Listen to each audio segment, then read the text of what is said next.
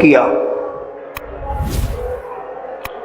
حضرت عمر ہی کا دور خلافت ہے، مسجد نبوی ہی اس زمانے میں ایوان عدالت ہوا کرتی تھی، وہیں سے ایشیا اور افریقہ کے لوگوں کی قسمت کے فیصلے ہوا کرتے تھے۔ اس زمانے کا ایک واقعہ ہے، حضرت عباس رضی اللہ تعالی عنہ کا گھر مسجد نبوی سے بالکل ملا ہوا تھا، اور اس گھر کا پرنالہ یعنی جہاں سے پانی بہتا ہے چھت کا، وہ پرنالہ مسجد نبوی کی سمت میں تھا۔ اب جب کبھی پانی آتا اس پرنالے سے، بسا اوقات اس پانی سے مسجد کے مصلیوں کو اور نماز کے وقت آنے والے لوگوں کو تکلیف ہوا کرتی تھی۔ حضرت عمر رضی اللہ عنہ نے اپنے دور خلافت میں خلافت کے منصب پر فائز ہونے کے بعد لوگوں کی اس تکلیف کو دیکھا تو اس پرنالے کو ہٹا دیا اور نکلوا دیا۔ یہ گھر حضرت ابن عباس رضی اللہ تعالی عنہ کا تھا۔ جس وقت حضرت عمر نے یہ پرنالہ بند کروایا اس وقت حضرت عباس اپنے گھر میں نہیں تھے۔ جب وہ آئے اور انہیں یہ معلوم ہوا، وہ فوراً اس شہر کے قاضی کے پاس پہنچ کر امیر المومنین خلیفہ وقت کے خلاف مقدمہ دائر کیا۔ آپ اندازہ لگائیں، اسی حاکم کا مقرر کردہ شہر کے قاضی کے خلاف پاس جا کر مقدمہ دائر کرتے ہیں، اور شہر کا وہ قاضی اپنے امیر المومنین کا مقدمہ درج کرتا ہے۔ اور اس وقت کے قاضی مشہور صحابی ابی بن کعب رضی اللہ تعالی عنہ تھے۔ انہوں نے مقدمہ لکھ لیا اور وارنٹ جاری کیا کہ فلاں تاریخ کو امیر المومنین کو یہاں حاضر ہونا ہے اور معاملے کی سماعت ہونی ہے۔ آپ دیکھ رہے ہیں کہ مقدمہ کس کے خلاف دائر ہو رہا ہے۔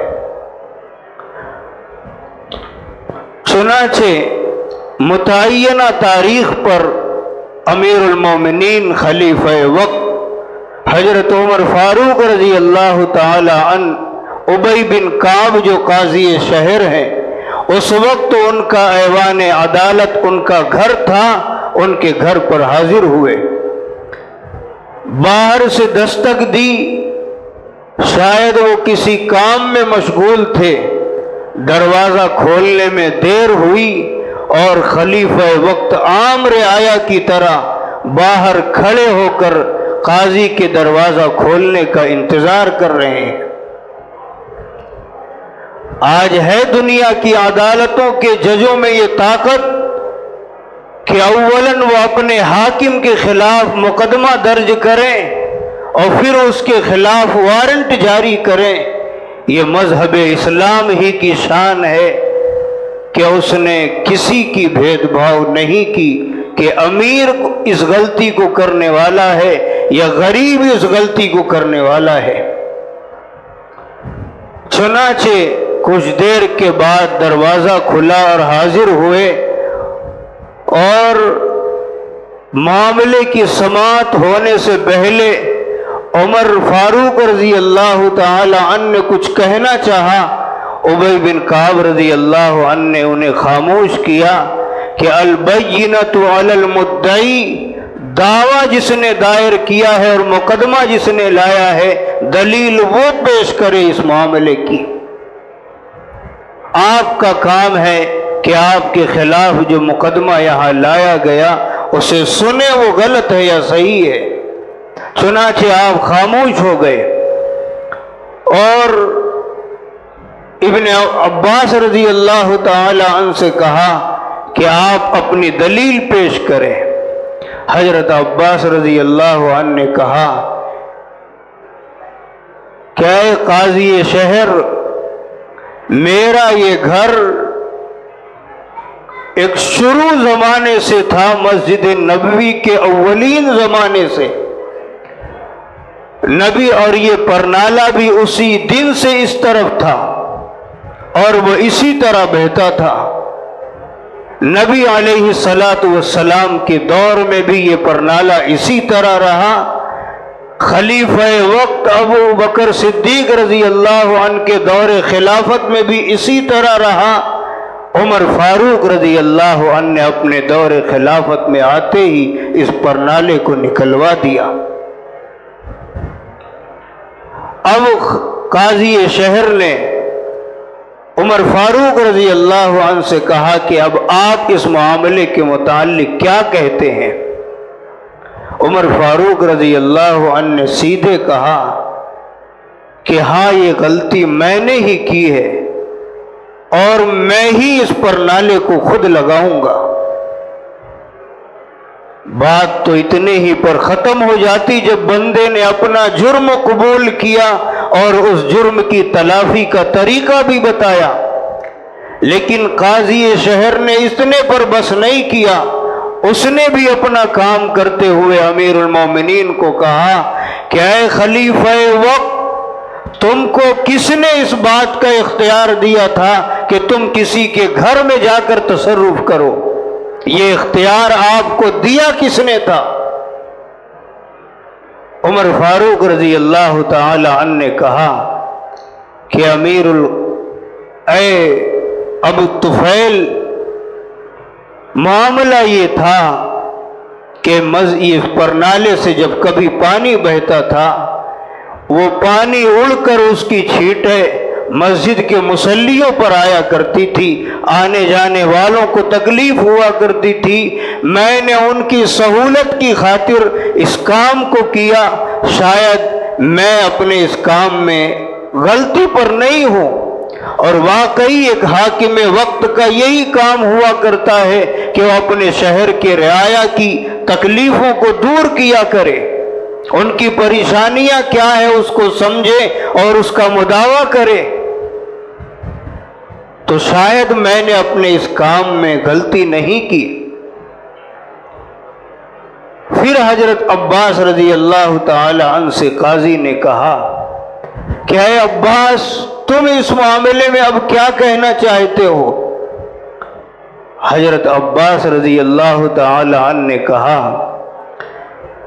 کہ اے قاضی شہر، نبی علیہ السلام نے خود اپنی چھڑی سے میرے اس گھر کا نقشہ زمین پر کھینچ کر بنایا تھا، اور میں نے اپنا گھر ٹھیک اسی نشانات پر تعمیر کیا ہے، اور پھر جب یہ میرا گھر تعمیر ہو گیا تو نبی علیہ السلام نے حکم دیا اور مجھ سے اصرار کرتے ہوئے کہا کہ اے عباس، میں بیٹھتا ہوں، میرے دونوں کندھے پر کھڑے ہو کر اس پرنالے کو اس جگہ لگاؤ جہاں آج یہ پرنالہ لگا ہے۔ میں نہ چاہتے ہوئے میں نے بھی اصرار کیا، لیکن آپ نے اتنا اصرار کیا کہ نہ چاہتے ہوئے بھی مجھے یہ کام کرنا پڑا، اور نبی علیہ السلام زمین پر بیٹھے اور میں آپ کے دونوں کندھوں پر کھڑے ہو کر اپنے ہاتھ سے اس پرنالے کو لگایا ہوں جسے آج امیر المومنین نے نکال دیا۔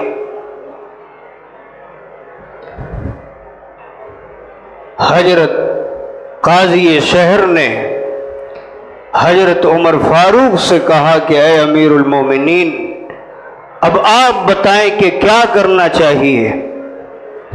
عمر فاروق رضی اللہ تعالی عنہ نے کہا کہ اے قاضی شہر، اولاً تو میں اپنے اس کام کی حضرت عباس سے معافی مانگتا ہوں، اور مجھے یہ معلوم نہیں تھا کہ یہ پرنالہ خود نبی علیہ السلام نے لگوایا تھا، ورنہ میں مرتے دم تک کبھی اس غلطی کو نہیں کرتا۔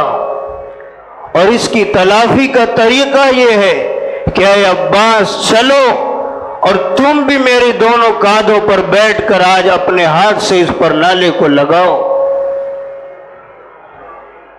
قاضی شہر نے سن کر کہا کہ اے عباس، واقعی اس معاملے کے حل کی صورت اس سے بہتر کوئی نہیں، اگر ہوتی تو میں کچھ اور فیصلہ کرتا، لیکن اس سے بہتر کوئی بات نہیں۔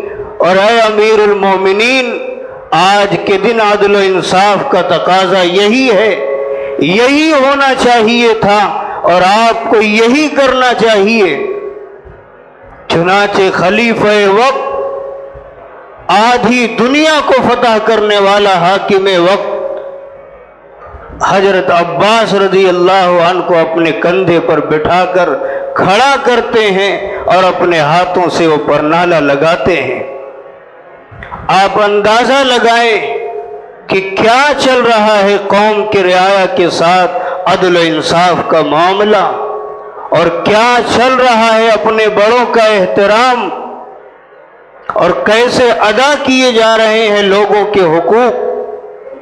جب یہ پرنالہ حضرت عمر نے لگا دیا، معاملہ مکمل ہوا، حضرت عباس لگاتے ہی فوراً کود پڑے اور عرض کیا، اے امیر المومنین، یہ معاملہ تو اب تک اس کے حق میں تھا، اس کا تھا جس سے میرا حق متعلق تھا۔ اے امیر المومنین، اب میں آپ سے معافی مانگتا ہوں کہ میں نے آپ کو اس کی تکلیف دی، اور آج کے بعد سے میرا یہ گھر راہ خدا میں وقف ہے، آپ کو اختیار ہے کہ اس گھر کو گھرا کر مسجد نبوی کا حصہ بنائیں اور اس قوم کی تکلیفوں کو دور کریں۔ آپ اندازہ لگائیں کہ ہمارے اسلاف نے خود اپنی قوم کے ساتھ کیا عدل و انصاف سے کام لیا، اور قوم نے بھی اپنے رعایا کے ساتھ کیا عدل و انصاف کا معاملہ کیا۔ آج دن یہی تھا الیکشن اور ووٹ کا کہ آج کے دن ہم اپنے رہنما اور لیڈر کا جو حق بنتا تھا وہ ادا کرتے، اور پھر 5 سال ہم اپنا جو حق تھا ان سے وصول کرتے۔ اگر ہم نے آج اپنا حق نہیں کیا تو ہمارے پاس یہ منہ بھی نہیں ہے کہ ہم اگلے سالوں میں اپنے حقوق کا ان سے مطالبہ کریں یا شکوہ کریں۔ یہ بڑی ہی بدترین صورتحال ہے اور بڑی ہی بدترین ذہنیت کے لوگ ہیں جنہوں نے عدل و انصاف سے کام نہیں لیا۔